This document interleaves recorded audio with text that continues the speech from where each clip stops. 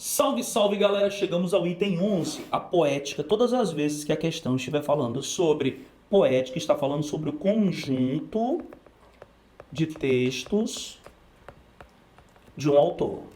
Então pega essa dica do mestre, que é uma dica super preciosa. Qual que é a dica?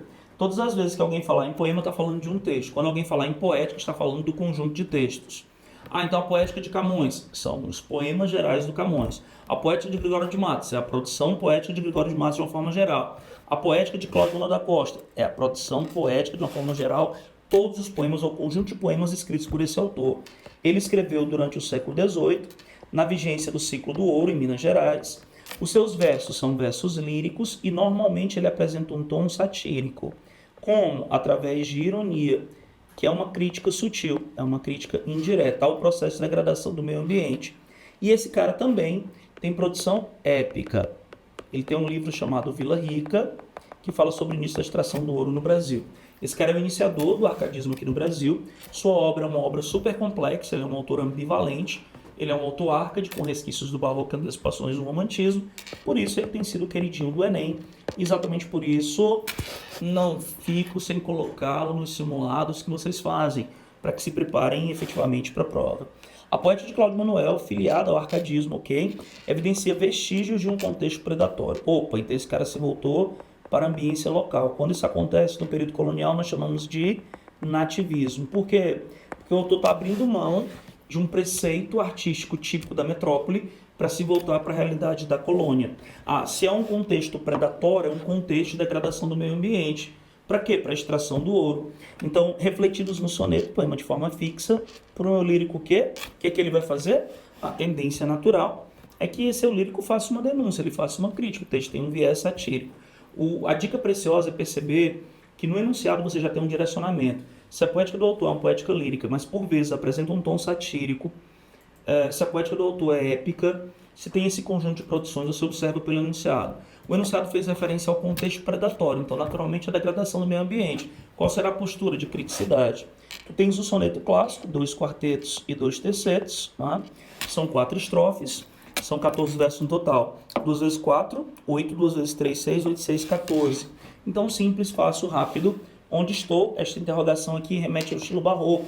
O homem barroco é que se encontrava em dúvida. Era um cético. Estava dividido entre o preceito racional e a fé. Estava indeciso, não sabia o que ia acontecer. Onde estou? Este se desconheço. Quem fez tão diferente aquele campo? Tudo da natureza tem tomado de contemplá-lo, tinha um desmoreço. O lírico confessa que ele não está entendendo nada, ele não sabe onde está, ele não sabe o que aconteceu, mas está tudo modificado. Uma fonte aqui houve, uma fonte. Houve, então não tem mais, não é? Há uma oposição entre passado e presente. O que aconteceu com a fonte? Secou, naturalmente, né? Aqui em vale, um vale, galera, é uma depressão. Mas antes era um monte é uma elevação. Como é que você transforma um monte num vale num contexto de mineração do século XVIII? Cavando. Quanto pode dos anos do progresso? Isso é uma ironia. Por quê? Porque isso aqui é uma crítica disfarçada de elogio. Quando ele fala progresso, você pensa no adjetivo positivo, que seria um qualificador bacana, que seria uma exaltação, mas a verdade é que ele está fazendo uma crítica sutil. Ele está dizendo que não existe progresso quando você degrada o meio ambiente. Árvores aqui vitão florescentes, passado, que fazem perpétua a primavera, nem troncos vejo agora decadentes, ou seja, no presente eu não vejo nenhum tronco, ou seja, acabou tudo, os caras derrubaram a mata ciliar com o propósito de minerar.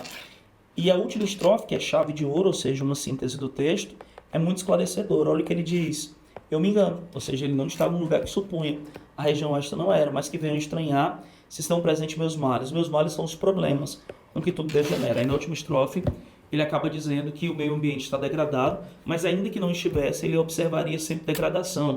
Porque como ele está mal, ele transfere para a natureza seu estado emocional, o que é uma atitude antecipadamente romântica.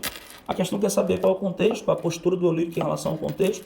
O contexto de degradação do meio ambiente é predatório, né? Qual é a postura de crítica? Procura similar o ideal de fruição dos prazeres mundanos, que é o carpe diem horaciano, que é típico do arcadismo em Minas Gerais. Não é característico do arcadismo brasileiro, que tem essa pegada nativista que fala do aspecto local. Denuncia de maneira velada, ou seja, sutil, irônica, as ações que degradam o meio ambiente. Conclama a população a reagir de maneira enérgica contra os desmanos da coroa, não. Valoriza a tranquilidade de uma vida campesina, isso aqui é arcade tradicional. Evoca o paganismo? Não, nós não temos essa evocação na mitologia greco-romana. A resposta, portanto, letra B.